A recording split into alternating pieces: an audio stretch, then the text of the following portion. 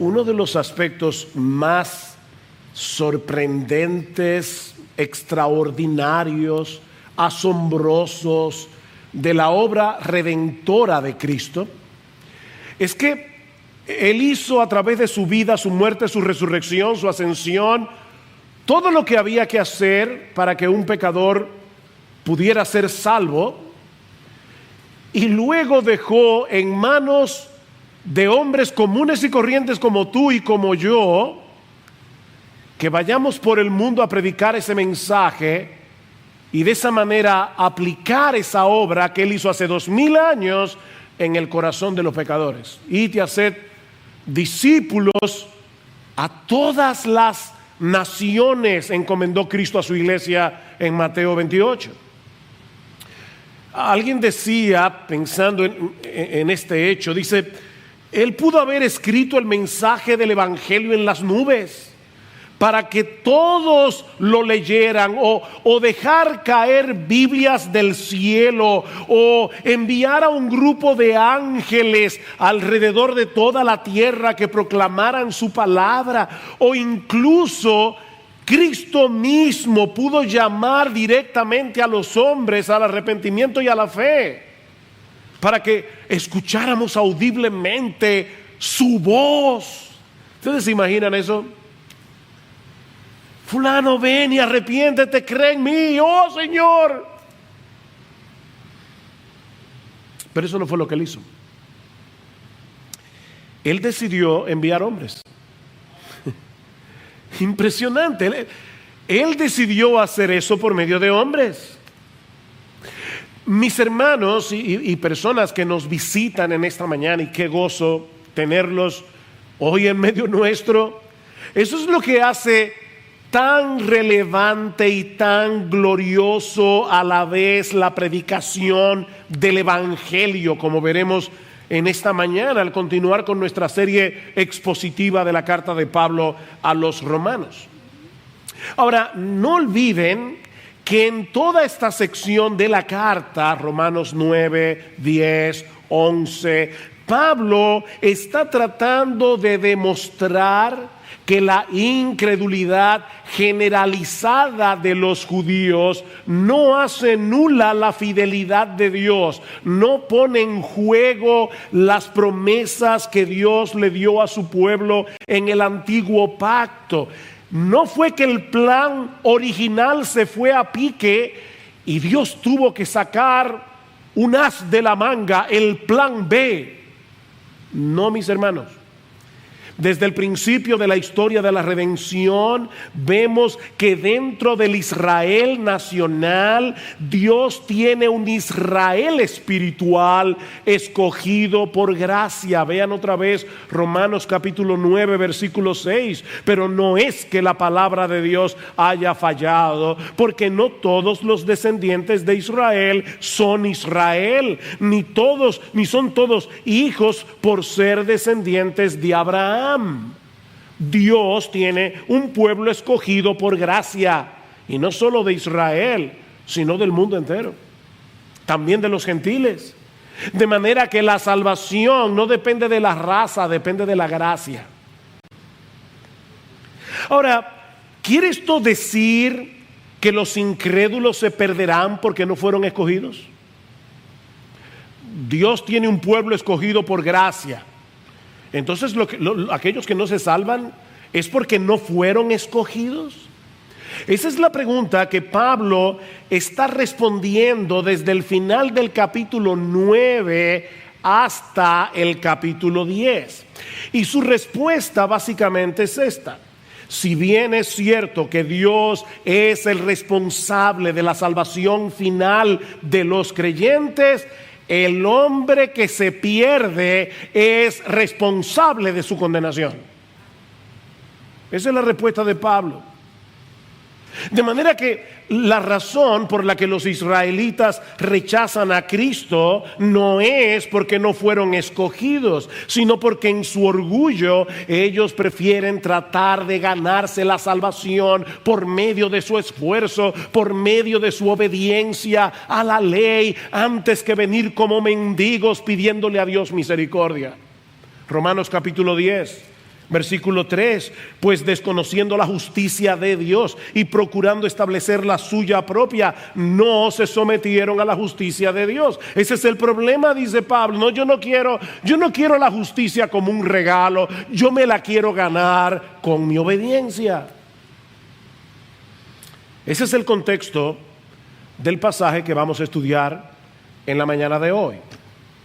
Y podemos resumir la enseñanza de esta sección de Romanos 14 al 21, capítulo 10, 14 al 21, en dos encabezados. En primer lugar, en los versículos 14 y 15, Pablo nos muestra que la predicación del Evangelio es el medio usado por Dios para salvar a los pecadores. Muy sencillo, ¿verdad? Nada complicado. La predicación del Evangelio es el medio usado por Dios para salvar a los pecadores. Y luego vamos a ver que Pablo dice, los israelitas escucharon la predicación y la rechazaron. Pero lo primero que él quiere demostrar es, ellos tenían lo que se necesitaba. Predicación. Noten versículo 13. Yo estaba ahí sentado y cuando Cifrido dijo vamos a leer la escritura, yo sabía que el texto que tocaba leer hoy era Romanos capítulo 14, 10, 14 al 21, porque yo mismo fui que pedí que lo leyeran, pero en mi mente pensé, ay, si leyera desde el versículo 13. Y eso fue lo que él hizo. Versículo 13, para ponerlo en contexto, porque todo aquel que invoque el nombre del Señor será salvo. Versículo 14, ¿cómo pues invocarán a aquel en quien no han creído? ¿Y cómo creerán en aquel de quien no han oído? ¿Y cómo irán sin haber quien les predique? ¿Y cómo predicarán si no fueren enviados? Tal como está escrito, cuán hermosos son los pies de los que anuncian el evangelio del bien. ¿Ven el punto, mis hermanos? Todo lo que se requiere para recibir el regalo de la salvación es invocar a Cristo como Señor, confiando en la eficacia y suficiencia de su obra en la cruz. ¿Saben que hay personas que invocan a Cristo y no son salvos? Cada vez que tienen un problema, y sobre todo si es un problema serio, ¡ay, Señor! Ellos invocan. Jesús, ayúdame.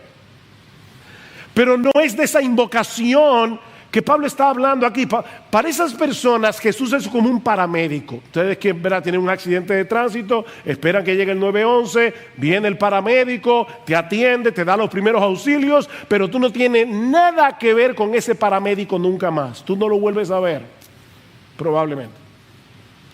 No es de esa invocación que Pablo está hablando aquí.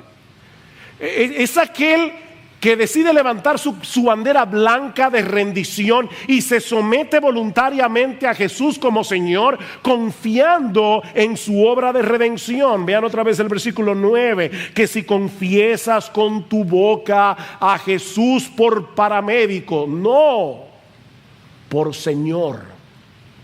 Y no olviden que esa palabra significa Dios, amo, dueño, soberano, gobernante. Todo aquel que confiesa con su boca a Jesús por Señor y crees en tu corazón que Dios le resucitó de entre los muertos, que Dios aceptó su obra en la cruz del Calvario, que Dios aceptó el pago por nuestros pecados. Si tú crees eso, serás salvo. Serás salvo.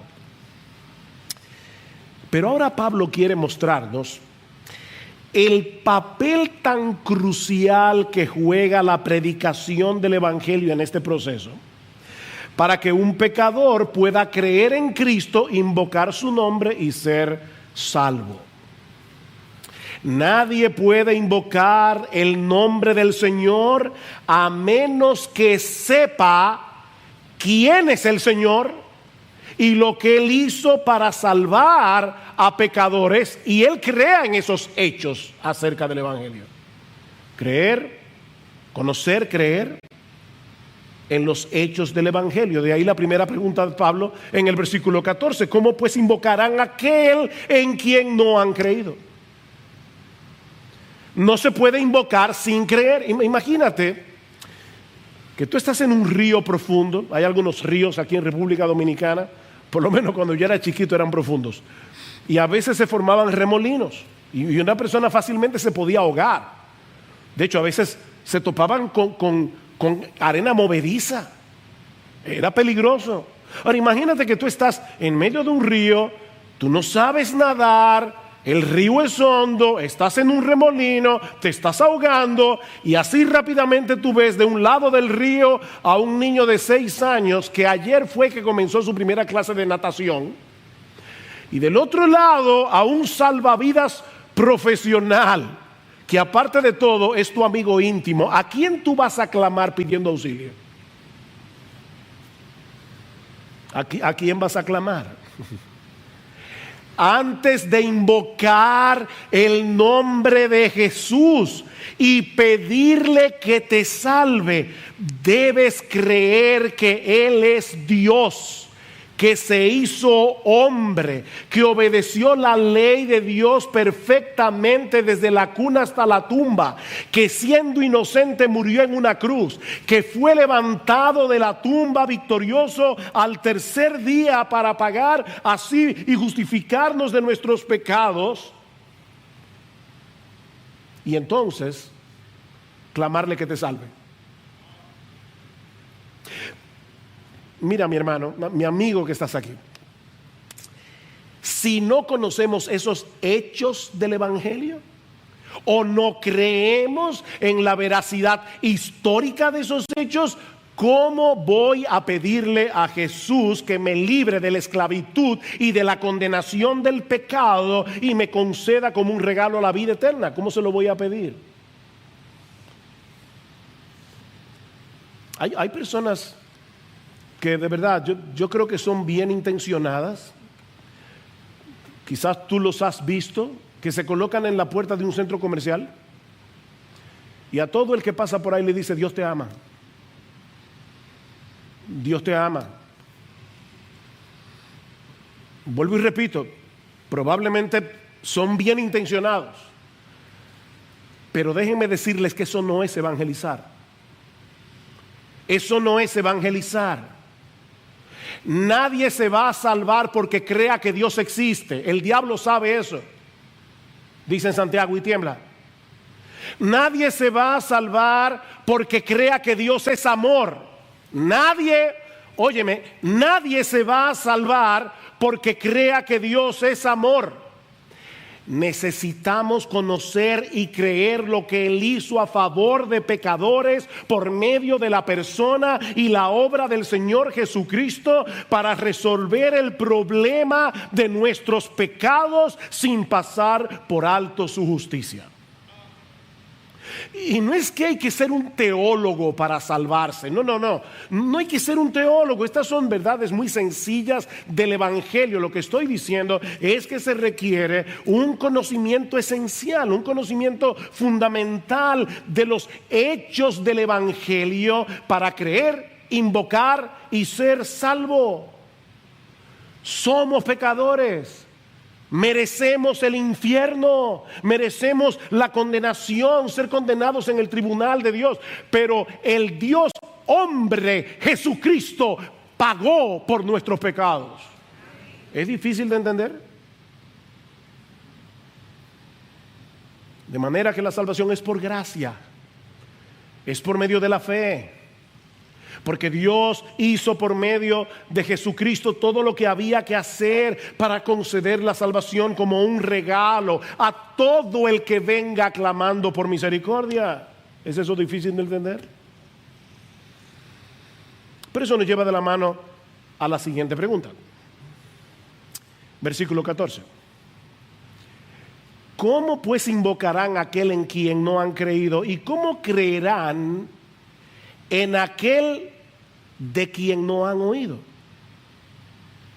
¿Ven el punto? Ese conocimiento acerca de Jesús, acerca de lo que Él hizo en la cruz del Calvario, no se adquiere por intuición. No es que un día tú te levantaste y dijiste: ven acá, Jesús, ¿qué fue lo que hizo Jesús? Si te pones a razonar y llegas a la conclusión de que Él murió por nuestros pecados, no, eso no pasa así. Nadie llega a ese entendimiento por intuición. Yo necesito oír el Evangelio para entender y creer en el Evangelio. ¿Y cómo vamos a escuchar? Dice Pablo, o por medio de la predicación. Tercera pregunta, ¿y cómo oirán sin haber quien les predique? Ven, yo no necesito un sueño, yo no necesito una visión para saber quién es Cristo, para saber lo que Él hizo para salvarnos. Yo necesito predicación. Ahora bien, hay un detalle extremadamente importante en la segunda pregunta que necesita más observación. Y mira, mi hermano, de verdad, si tú no te acuerdas de nada de este mensaje, pero te acuerdas de esto, yo me iré, medianamente satisfecho. Yo quisiera que tú recordaras todo el sermón, pero me voy a ir bastante satisfecho. Lo que dice la segunda pregunta literalmente es lo siguiente: ¿cómo creerán en quien no han oído? Fíjense que yo sé que nuestras Biblias incluyen acerca de quién no han oído. ¿Cómo creerán en aquel acerca de quién o de quién no han oído? Pero lo que el texto griego dice literalmente es esto: ¿cómo creerán en quién no han oído? Mis hermanos, lo que voy a decir esto con calma, así tranquilo, para que no nos perdamos. Lo que Pablo parece estar diciendo aquí no es únicamente que tenemos la necesidad de escuchar acerca de Cristo durante la predicación para salvarnos, sino que necesitamos escuchar a Cristo. No es de Cristo, es a Cristo. Podemos traducirlo también de esta manera: ¿cómo creerán en aquel a quien no han oído? Mis hermanos, predicar fielmente las Escrituras no es otra cosa que hacer oír la voz de Jesucristo desde el púlpito, porque este libro es su palabra, inspirada por su Espíritu.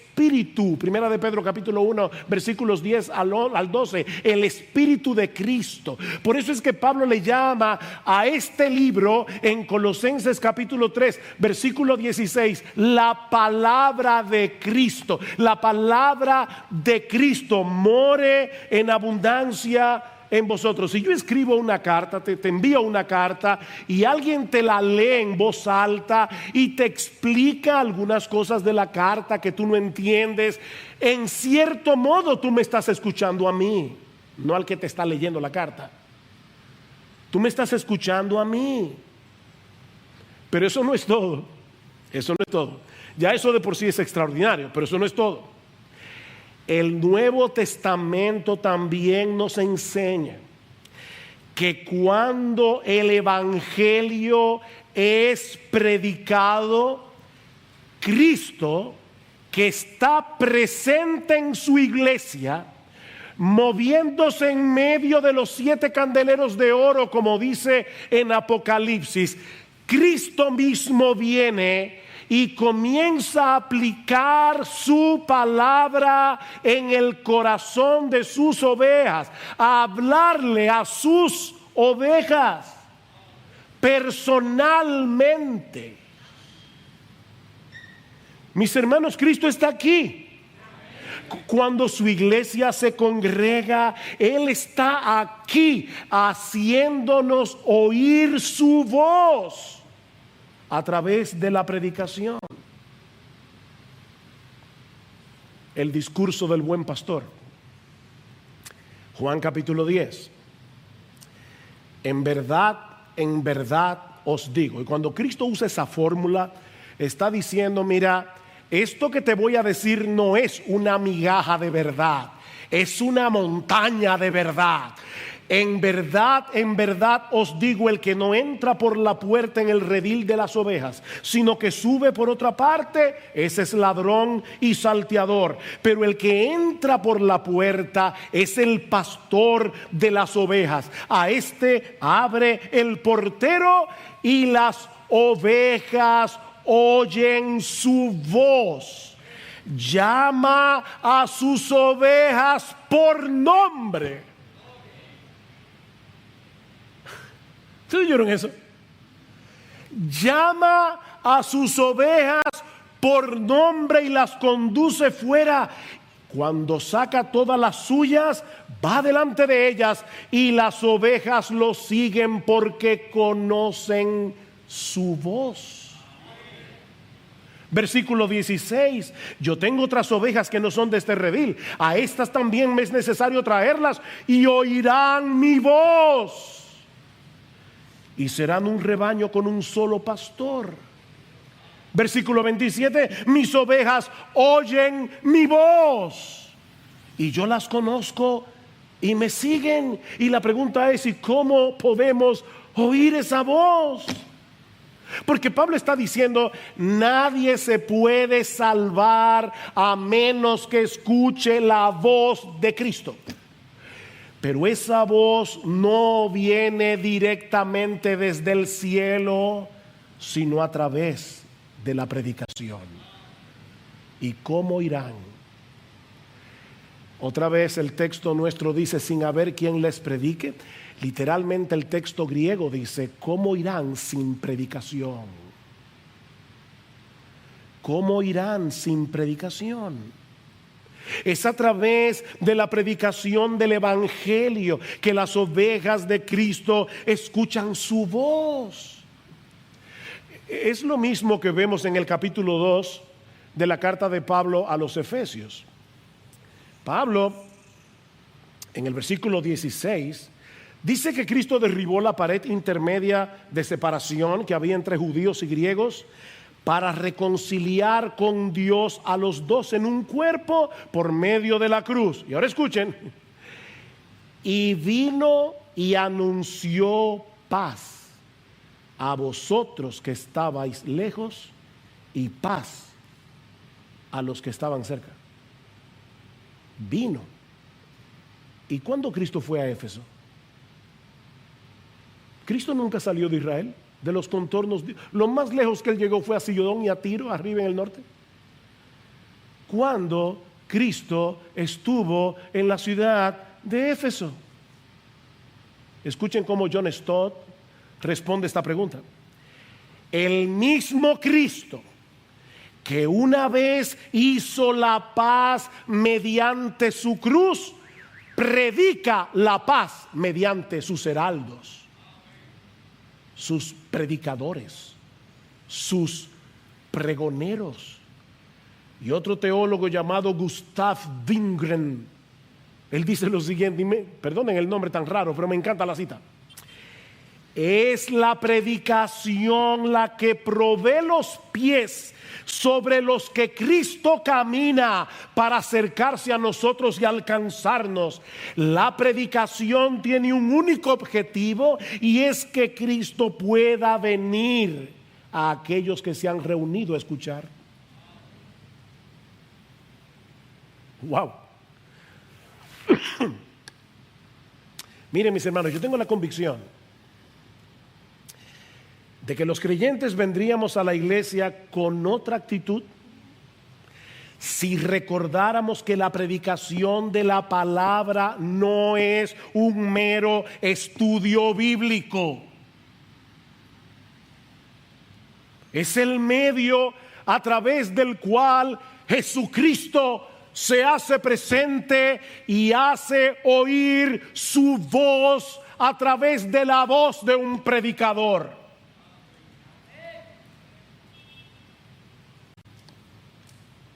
Y así edifica su iglesia y así salva a los perdidos. mis ovejas oyen mi voz.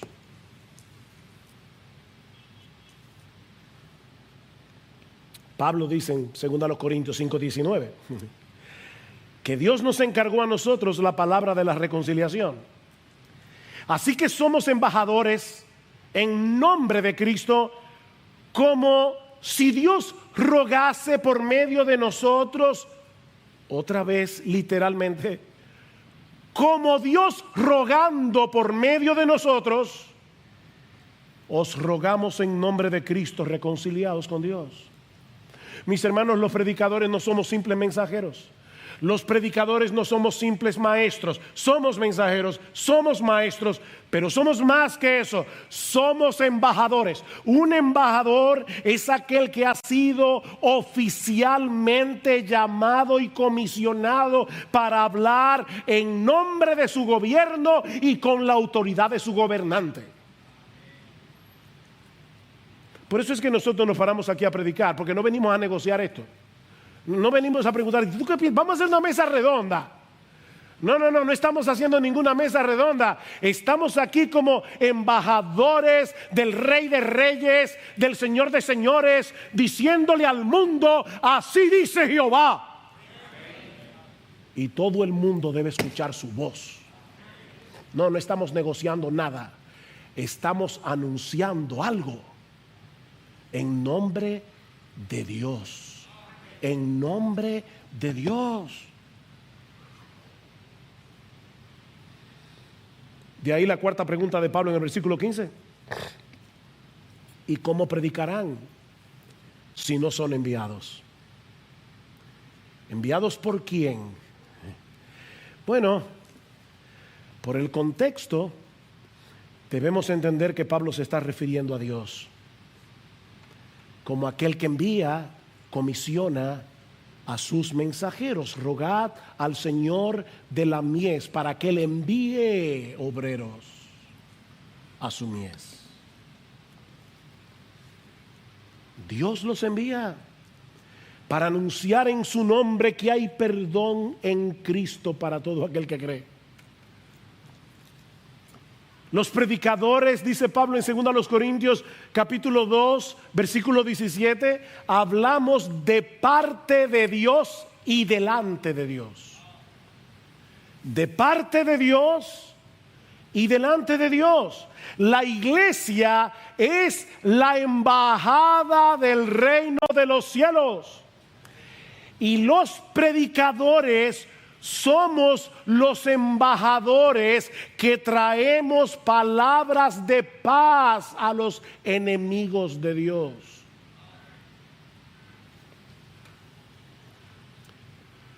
Estamos anunciando que Jesucristo, el Dios encarnado, pagó la deuda de nuestros pecados y que ahora Dios ofrece perdón, reconciliación, vida eterna por medio de Jesucristo para todo aquel que cree. Es por eso que los pies de los que llevan este mensaje al mundo son tan preciosos.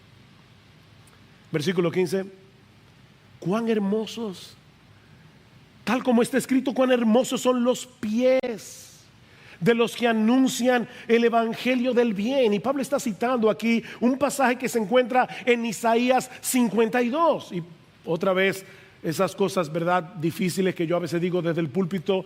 Isaías 52 está exactamente antes de Isaías 53. ¿Y de qué habla Isaías 53? Del sufrimiento del siervo de Jehová. Pero escuchen lo que dice el profeta Isaías en el capítulo 52, versículo 6, hablando de lo que iba a ocurrir cuando los israelitas regresaran del exilio babilónico. Por tanto, mi pueblo conocerá mi nombre, así que en aquel día comprenderán que yo soy el que dice: heme aquí. Qué hermosos son sobre los montes los pies del que trae buenas nuevas, del que anuncia la paz, del que trae las buenas nuevas de gozo, del que anuncia la salvación y dice a Sión: tu Dios reina.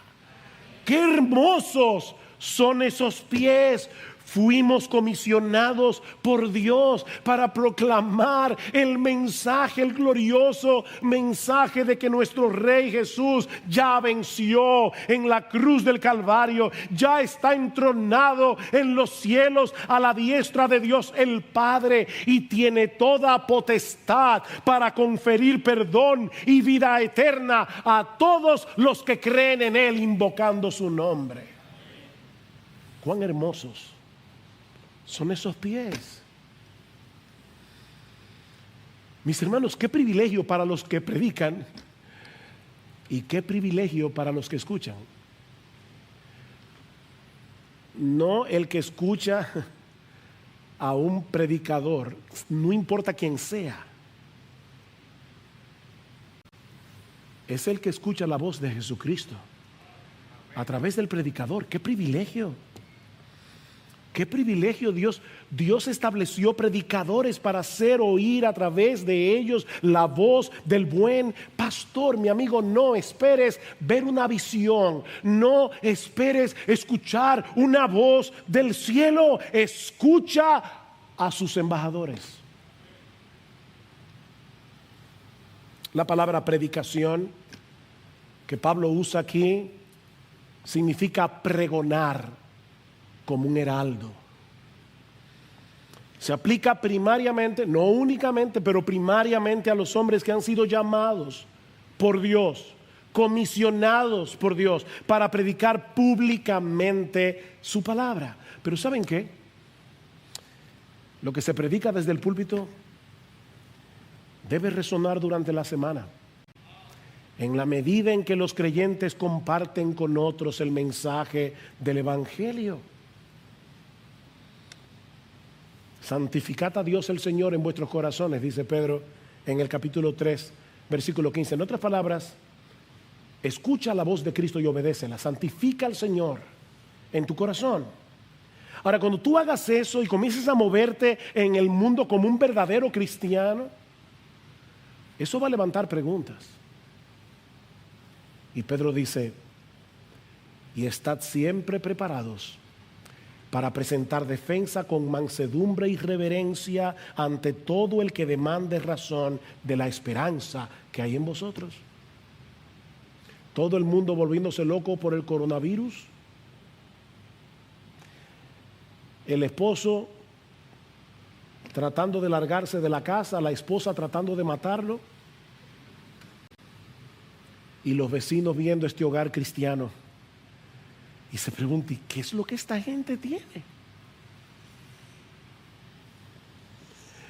Mis hermanos, nadie va a invocar el nombre de Cristo a menos que crea en Cristo, y nadie puede creer en Cristo a menos que escuche el mensaje del Evangelio. Es por eso que los pies de los que se desplazan para compartir este mensaje son tan hermosos. Mira, mi hermano, mi hermana, déjame decirte algo, sobre todo las hermanas. Es completamente irrelevante si tú eres hermosa. Es completamente irrelevante si tienes una hermosa figura. Dios está mirando tus pies. A Dios le importan tus pies. Tus pies. ¿A dónde van tus pies? En tu anhelo de que otros conozcan a nuestro bendito, glorioso, exaltado Señor y Salvador Jesucristo. ¡Cuán hermosos son esos pies!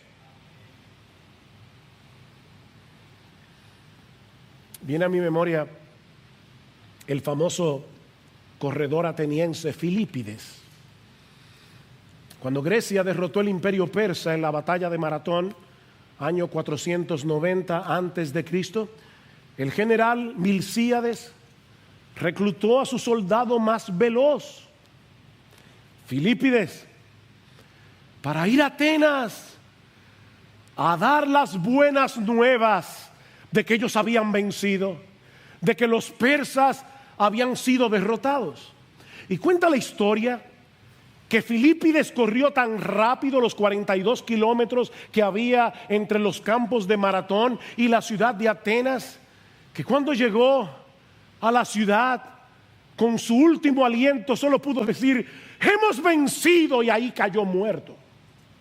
Y es en honor de Filípides que nosotros corremos, digo yo no, los que corren el famoso maratón, que son 42 kilómetros, 26 millas, la misma distancia que corrió Filipides en aquel día.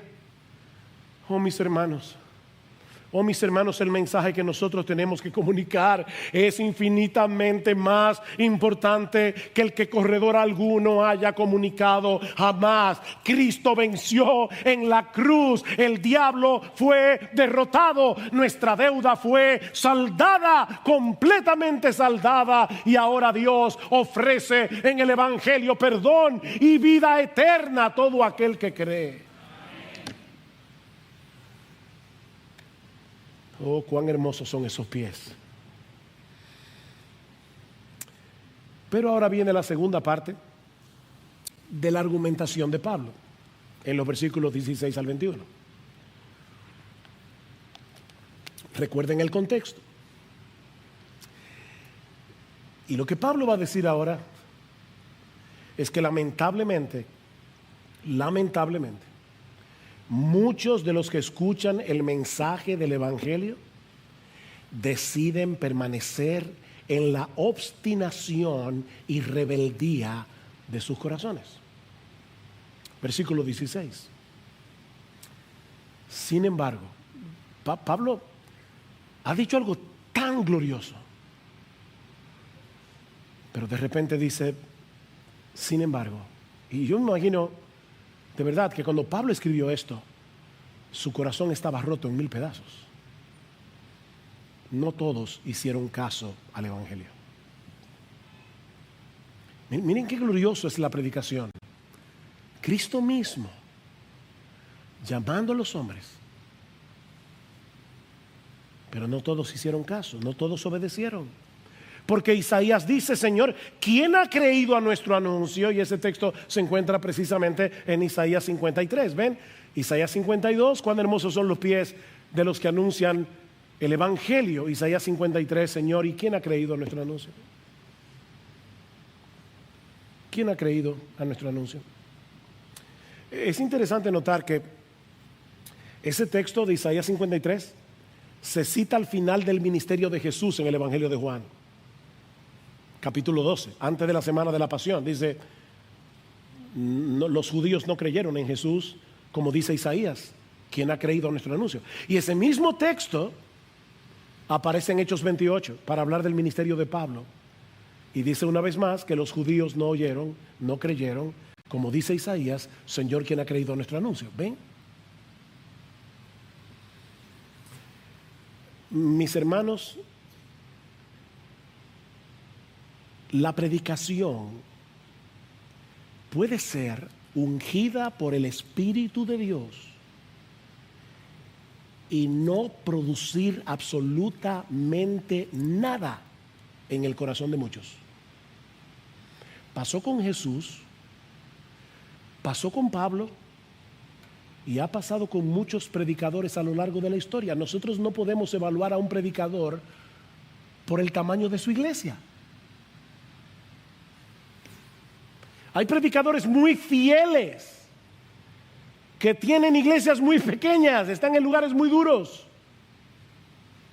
Y hay predicadores de la prosperidad enviados por el mismo infierno con estadios llenos de personas.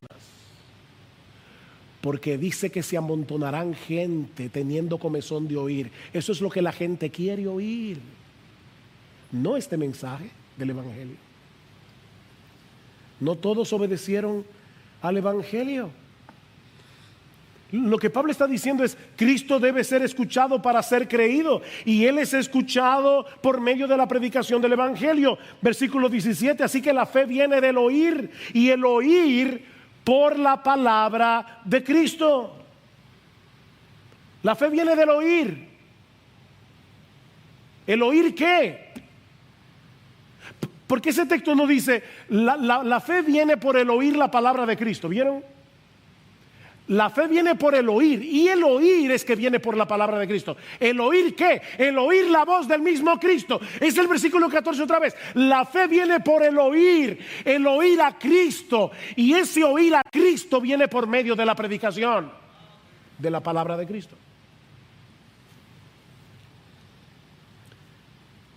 Pero qué triste que muchos que tienen el privilegio de escuchar, y algunos están sentados en esta iglesia y vienen con sus padres domingo tras domingo, tras domingo, tras domingo.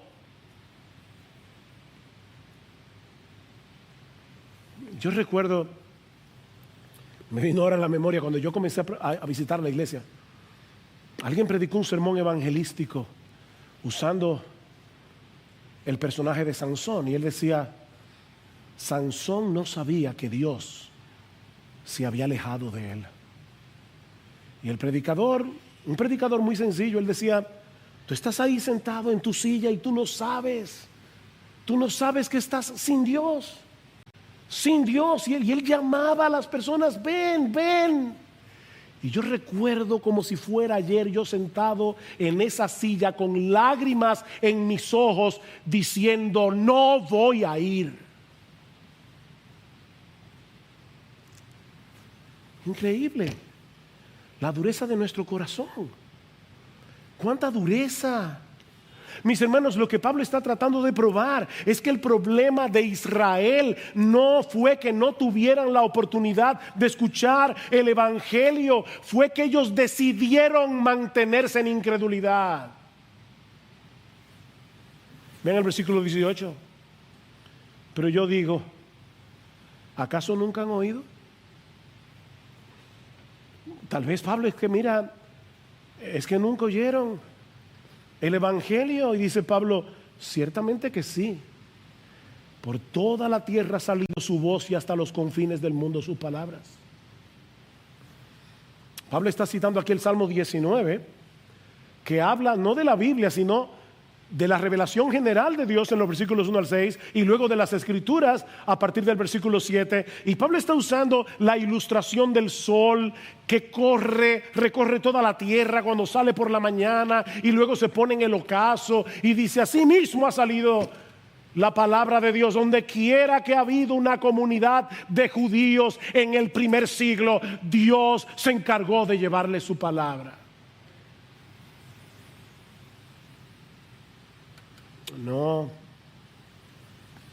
No fue que no escucharon, fue que no quisieron creer. Mi amigo, ese es tu problema.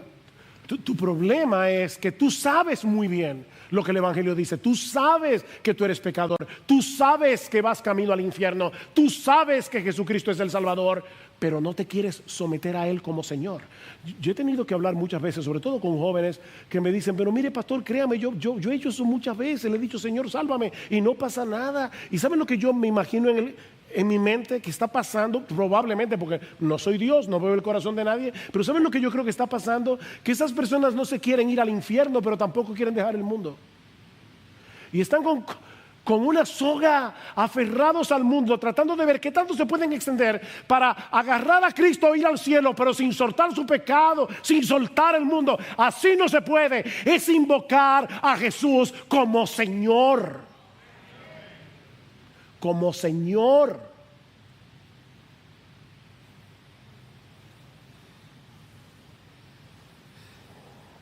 Ellos escucharon. ¿Será que no entendieron? No, dice Pablo, ese tampoco fue el problema. Versículo 19, y añado: ¿acaso Israel no sabía? ¿Fue que no entendieron? En primer lugar, Moisés dice: yo os provocaré a celos con un pueblo que no es pueblo, con un pueblo sin entendimiento. Os provocaré a ira. El texto que Pablo está citando aquí es Deuteronomio 32, 21. Y si ustedes hacen el esfuerzo cuando lleguen a sus casas de leer el capítulo 32 del libro de Deuteronomio, van a ver que Dios está acusando a los israelitas de haberlo provocado a celos con su idolatría.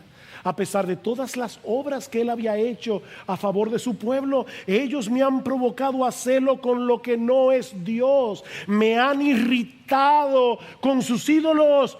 Yo pues los provocaré a celos con los que no son pueblo. Los irritaré con una nación insensata. Y vamos a ver en el capítulo 11 cómo Dios usa eso para salvar a los judíos. Porque hay judíos que se salvan. Pero eso lo veremos más adelante.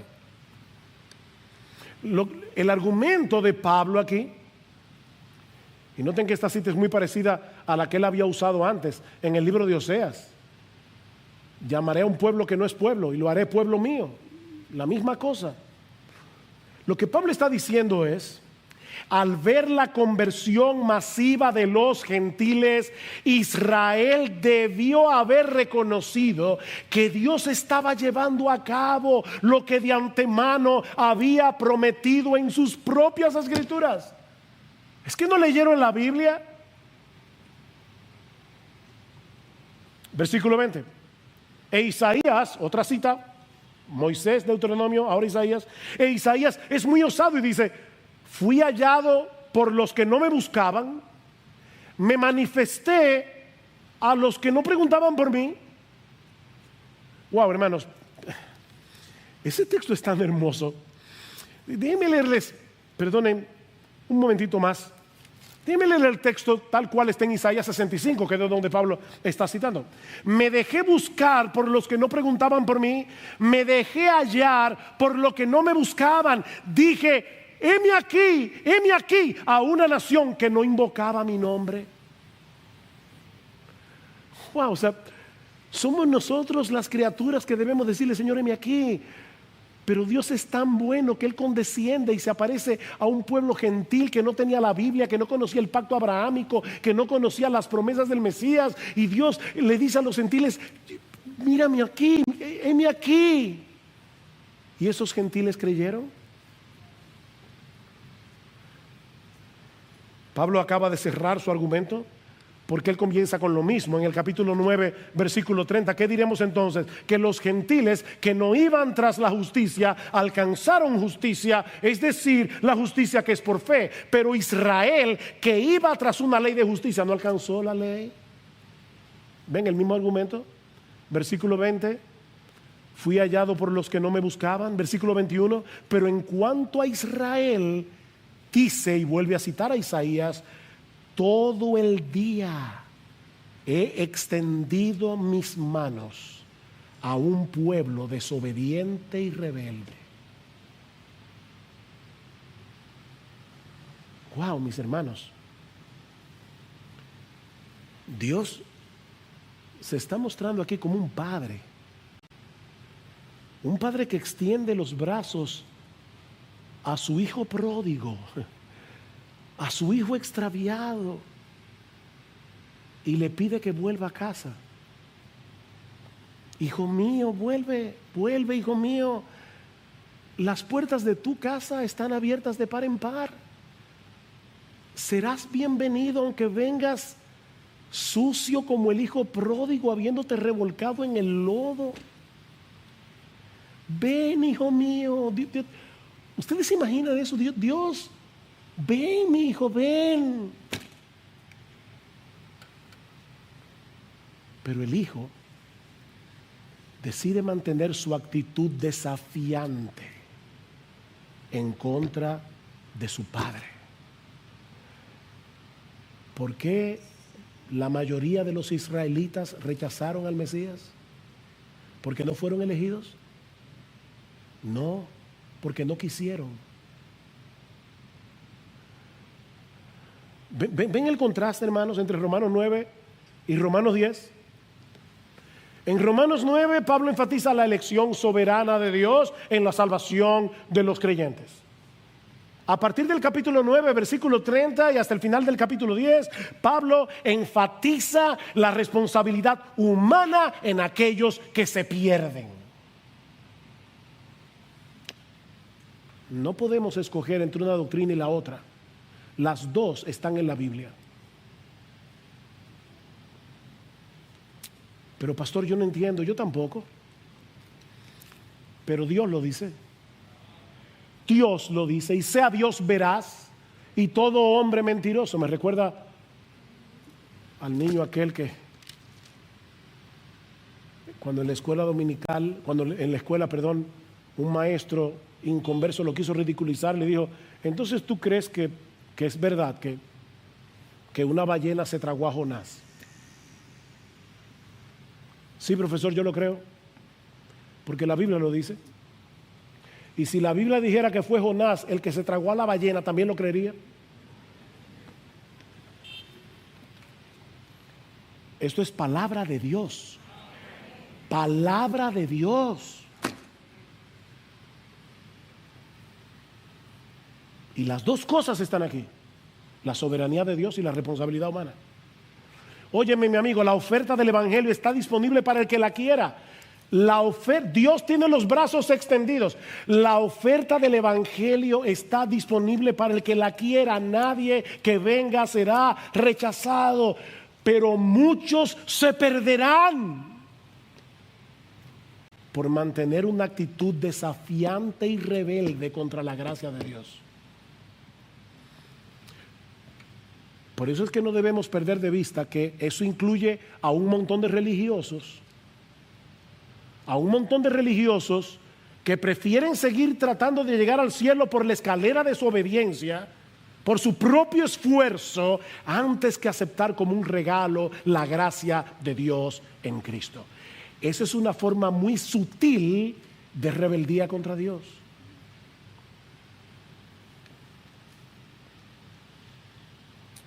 Mis hermanos, ¿qué aprendemos de este pasaje? Hay varias lecciones, varias aplicaciones que podemos extraer. En primer lugar, debemos venir a la iglesia con la expectativa de escuchar y obedecer la voz de Cristo. Mi hermano, mira más allá del predicador. Mira más allá del predicador. Contempla a Cristo mismo hablándole a su pueblo a través de la predicación de su palabra. Él se hace presente por su Espíritu en medio de su iglesia congregada para hablar al corazón de sus ovejas. De manera que nosotros debemos venir con esa expectativa. Oh Señor, nos hemos congregado en tu presencia para escuchar tu voz. Oh Señor, háblanos por medio del predicador y danos un corazón sensible para atesorar y obedecer tu palabra, Señor. ¿Tú vienes a la iglesia con esa actitud? ¿Con esa expectativa?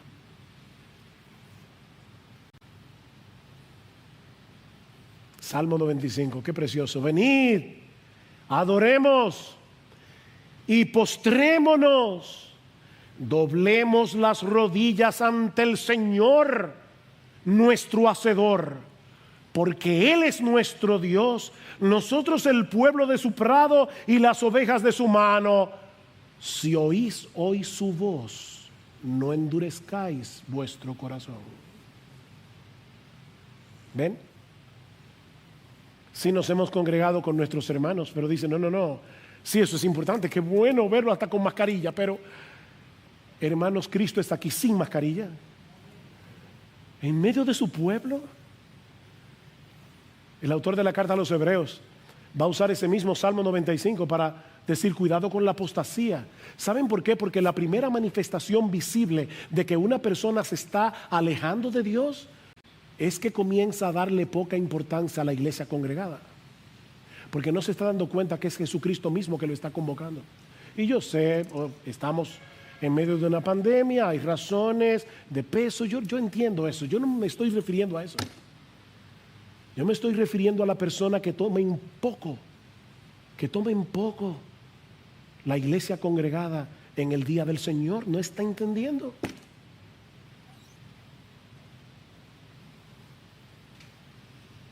Pero aprendemos también la imperiosa necesidad de predicar el Evangelio. Mis hermanos amados, nadie se salvará a menos que crea en Jesús. Nadie, ni en la selva más remota, nadie se salvará a menos que crea en Jesús, y nadie va a creer a menos que escuche el Evangelio. La fe viene por el oír, y el oír por la palabra de Cristo. Hermanos, debemos rogar al Señor de la mies para que envíe más obreros a su mies, hombres que estén dispuestos a predicar todo el consejo de Dios, hombres que aún estén dispuestos a salir de su zona de confort, de su zona de seguridad, para llevar el evangelio hasta lo último de la tierra, si esa fuera la voluntad de Dios. Necesitamos hombres que no estén jugando al cristianismo. Y debo aclarar que este es un llamado que Dios hace en el contexto de su iglesia. Lo digo para que nadie diga, mañana me voy a África. No te vayas a África. Espera. Dios llama a través de su iglesia. Si Dios no te ha llamado a servirle de esa manera, mi hermano amado, sigue haciendo con excelencia lo que Él sí te ha llamado. Como abogado, como herrero, como chofer de carro público, como ama de casa, como doctor. Sigue haciendo lo que Dios te ha llamado y hazlo con excelencia para la gloria de Dios. Pero recuerda que la expansión del evangelio en nuestro país y en el mundo es responsabilidad de cada creyente, aunque no todos tengamos el mismo llamado. Algunos se dedicarán por entero a esta labor, otros van a orar por ellos y a sostenerlos con sus recursos, y todos procuraremos dar a conocer el mensaje del evangelio, cada uno según los dones y las oportunidades que el Señor le ha dado. Padre, déjame hacerte una pregunta. ¿Cuál es tu reacción cuando tu hijo de 17, 18 años te dice, papá, mira, yo no quiero ir a la universidad a estudiar una carrera, yo quiero ser misionero? ¿Cuál es tu reacción?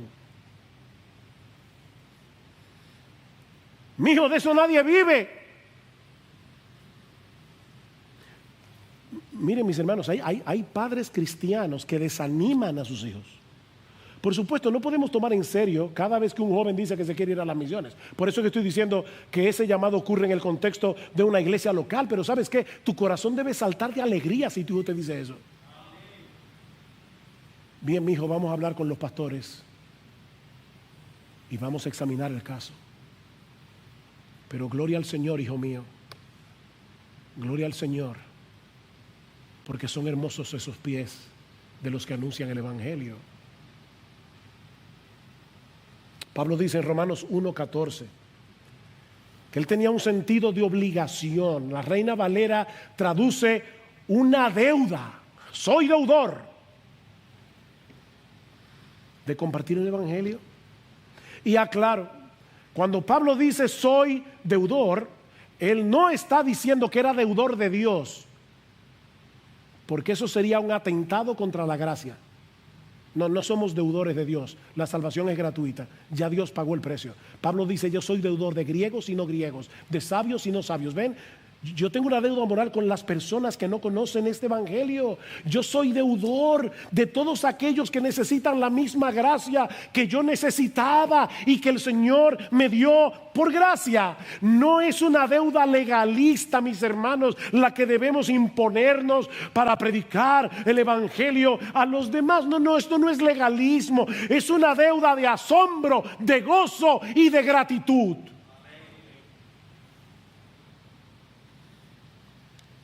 ¿Recuerdan cuando los discípulos fueron amenazados para que no hablaran más en el nombre de Cristo? ¿Qué respondieron ellos? No, tenemos que cumplir la gran comisión. No, ellos respondieron, no podemos dejar de decir lo que hemos visto y oído. No podemos. El Hijo de Dios se hizo hombre para librarnos de la condenación del infierno. Murió por nosotros en la cruz y nos ha dado gratuitamente el don de la vida eterna. Y ustedes nos están pidiendo que nos callemos la boca. No podemos. No podemos dejar de compartir este tesoro. Jesucristo es la perla de gran precio y tú quieres que yo me la guarde para mí. No podemos, mejor mátame. Y murieron martirizados porque siguieron predicando el evangelio. No podemos. No es una deuda legalista, no es tengo que predicar. No, es que mi amado hermano, en la misma medida en que crezca nuestro aprecio, nuestro asombro, nuestra gratitud por nuestro Salvador y por nuestra salvación, en esa misma medida vamos a querer compartir con otros el mensaje del evangelio, el tesoro precioso que tenemos en Jesús. Pero no quisiera concluir esta mañana sin antes hacer lo que este pasaje nos mueve a hacer: rogarte en nombre de Cristo que te reconcilies con Dios si todavía no lo has hecho. Te estoy rogando en nombre de Dios, como si Dios estuviera rogando por mi boca. Os rogamos en nombre de Cristo. Oh pecador, no vayas al infierno, no sigas ese camino. Reconcíliate con Dios. Reconcíliate. La oferta del evangelio está disponible para el que la quiera. Nadie que venga será rechazado. Las manos del Señor continúan extendidas. Oh, su gracia está disponible para todo aquel que reconozca su pecado, para aquel que reconozca que no merece otra cosa que el infierno, y venga únicamente confiando en Cristo para el perdón. Mi amigo, no sigas tratando de ganarte la salvación por medio de tu esfuerzo. Eso es imposible. Recíbela como un regalo que Dios nos ofrece en Cristo de pura gracia por medio de la fe.